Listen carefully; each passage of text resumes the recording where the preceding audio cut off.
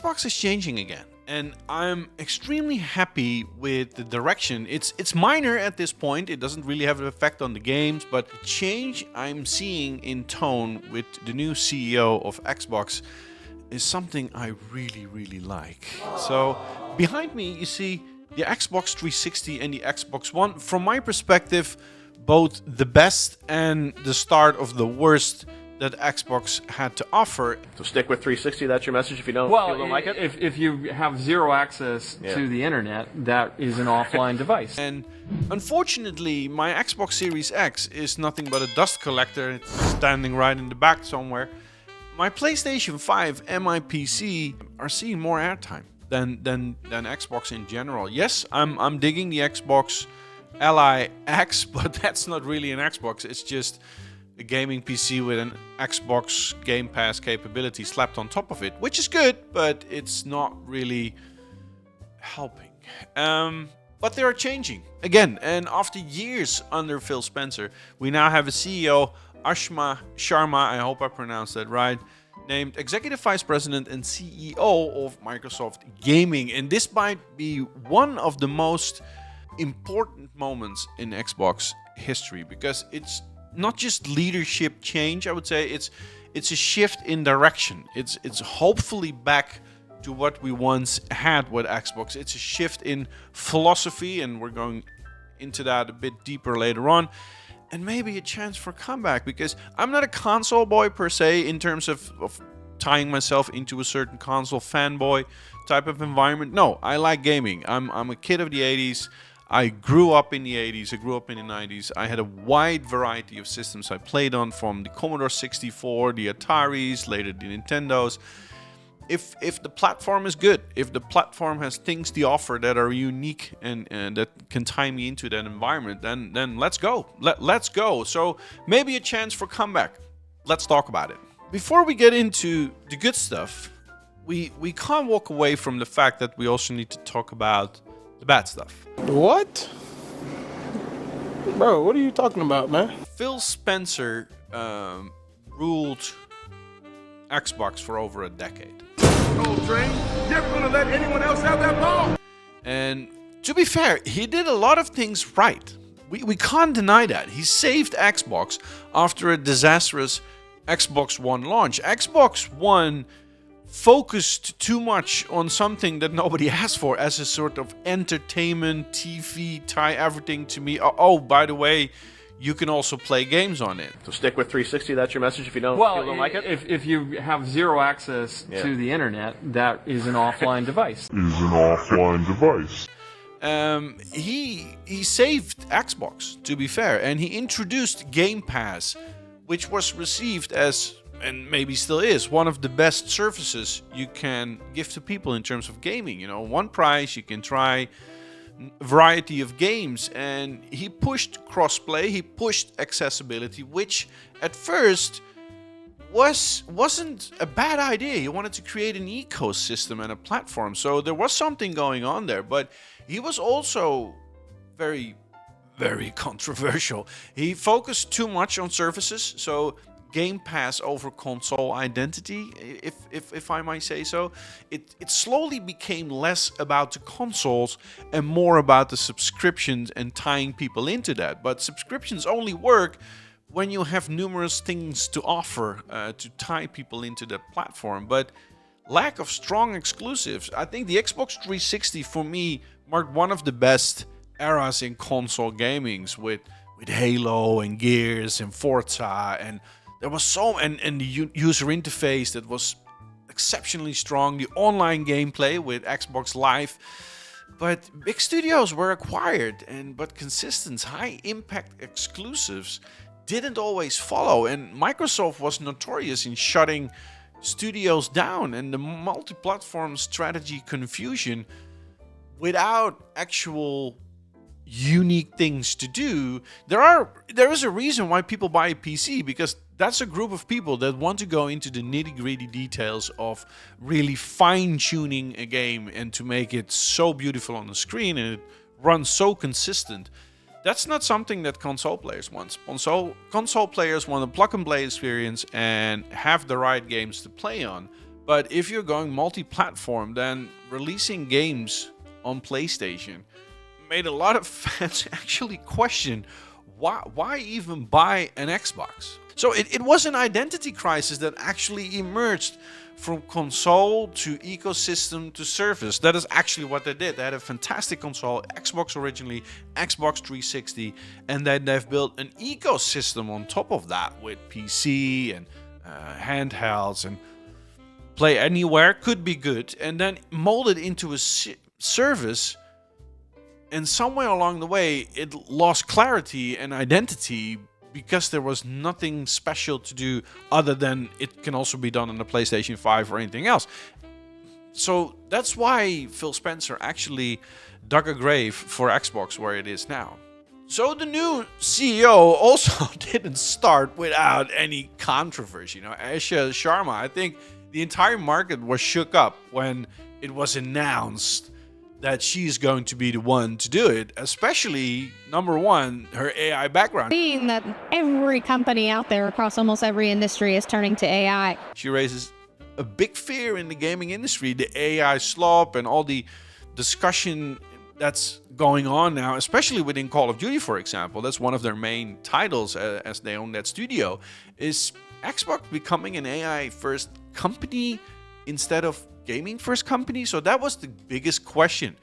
The lack of traditional gaming background. Number two, she's not a lifelong game industry figure, and that made people, rightfully so, pretty nervous. So gamers want leadership that understand games, I think also emotionally, not just from a business or a technical perspective, but games are, to an extent, a pretty emotional thing for people. You know, it's the fun you have, it's the laugh you had, it's the immersive of the single-player campaigns, and how you can, well, lose yourself in environments and role-playing games. But for most gamers, it's not just about business and tech, it's pure that connection. So the third one is therefore the fear of becoming an AI-driven gaming company. And that's a real concern. AI-generated content, cost-cutting automation, less handcrafted experiences.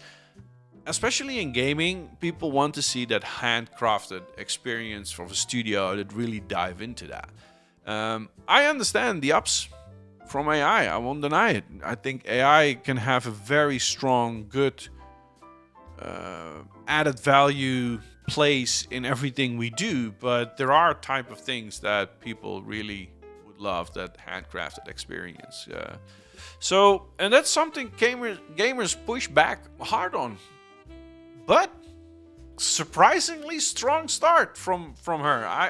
I can't deny it. There's things interesting. Despite concerns, she made some very, very strong moves. And I got a picture of, it's taken from, let me see, it's taken from a game thrill from Instagram. It's a good summary, you know, so why not, you know. Return to the Xbox identity. They scrapped Microsoft gaming, went back to Xbox branding. This can be huge because eventually your branding and what you want to put out there, that starts with the name. It's a signal that Xbox is no longer a side project, but the core identity again. They went to a new logo, right? We went from, it takes inspiration from the Xbox original and the 360, blends that together. Classic green, bold identity is back, you know. This is emotional branding. And as I said, gaming is an emotional thing. So nostalgia done right here. And the third thing she immediately did were Game Pass changes, price adjustments, removal of certain content like Call of Duty from the service, which actually pressed hard on the budget, but I think it's a shift towards sustainability. Game Pass should be an environment where you maybe can play those indie games, because that's what I use it for. You know, clear value to bring to that table. Project Helix, it's a big one, a new vision for the future of Xbox hardware, hybrid, next-gen direction. I must say I'm a bit concerned here because their focus on, we've got an infrastructure and we got gaming consoles and PC and handhelds, but if you do that right, with the right content that make your platform, your infrastructure unique, then yes, blend the console, blend the PC, make an ecosystem, but on top of that, make the games that people want to see that are really unique towards other systems like PlayStation, like Nintendo. They're killing Microsoft gaming, as said, back to Xbox first. Yeah, bold statement. Love it. Absolutely love it. Less AI focus. This is actually a public messaging from her, that she emphasized that she wants to protect creativity and avoiding bad AI in games. I'm not sure what this means. It does directly addresses concern in the gaming community. What does it mean, bad AI? Okay, that we're going for good AI. Okay, but okay. To be fair, as long as it's maybe cosmetic, then I'm okay with it. But generating completely AI games, they can be good probably in the future, but I like those handcrafted experiences where that a team really put some effort in it. So let's see what that means. But it is worth noting that she, as a executive vice president and a CEO that comes in, understands what she needs to do in terms of branding. So maybe a breath of fresh air from outside in looking, and that's great. But she also addresses this AI concern. And in terms of social engagement, she's been very active, very transparent, and communicating with fans all over the place. And honestly, I think that also matters, that she understands that she's from outside. She understands that she has bold, creative ideas. And she also understands that she needs to prove herself in the community. And I think she's doing a stellar job in that. Kudos. So the hope, ladies and gentlemen, friends, people of the show, let's get emotional, because Xbox fans, we don't just want a console. To be absolutely honest with you, if I'm looking side by side, PlayStation 5, Xbox Series X, in terms of infrastructure, in terms of user interface, hardware, I do prefer everything about the Xbox Series X above my PlayStation 5, 100%. There are functions and features in an Xbox Series X that makes it absolutely, especially the resume and the quick play is just flawless execute. But on the other side, my PlayStation 5 sees more action because of the uniqueness of the system and the games it has to offer. So we don't want a console. We're Xbox fans. We don't just want a console. I want my identity back, my exclusives, and the confidence of the company to bring that. And right now, there is hope, not certainty, but there is hope with this new CEO. Why do we care? Well, let's get emotional. Why do we care? Halo. It's just... Xbox felt different back then with Halo, man. It was great. In the Xbox 360 era, Halo 3, Gears of War, Xbox Live, dominant, strong, community-driven. And oh man, the times we had with Halo online, with people just shouting at each other, it was absolutely, I have so many fond memories of that. So I hope they go back to that clear vision, strong exclusive, gamer first mentality. No confusion on what Xbox is. It's a gaming platform. It's for gaming. So what we want to see, final thoughts. We want to see those exclusives, obviously. It's a new beginning, or the beginning of the end, maybe. But I think everything needs to come together with this new project for the upcoming hardware of Xbox. Xbox Series X, it's lost in terms of the battle.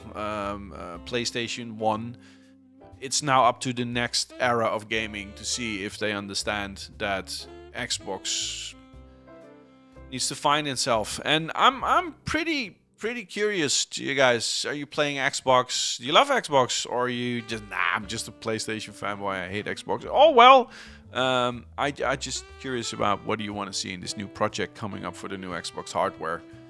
And what you think of the new CEO and Executive Vice President. For now, see you on the battlefield. Thanks for listening.